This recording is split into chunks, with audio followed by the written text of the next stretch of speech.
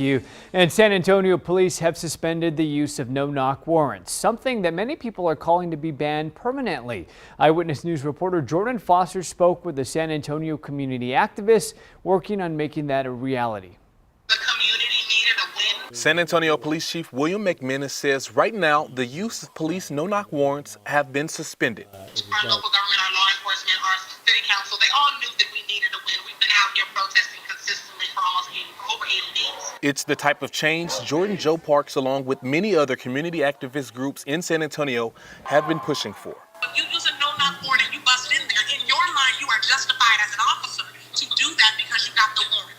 In a civilian's mind who is sleeping in their bed or who's playing video games or who's enjoying their day and had no idea you were coming, if you bust in their house, in their mind they have the right to protect their home. Breonna Taylor was shot and killed in March by a Louisville Metro police officer after they busted into her house while serving a controversial no-knock warrant, something people across the nation are still protesting.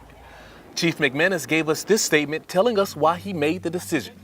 He says the decision to suspend the use of no-knock warrants was made to better protect the public and officers.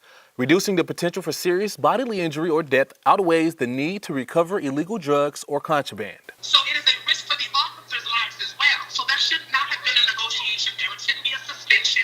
It should have been a full ban. Joe says she feels the suspension was a step in the right direction, but says there's still much more that needs to be done. So although I do see it as a small win as far as with listening to us and hearing what we're saying, I really want it to not just be something that's said. I would love for it to have some sort of teeth.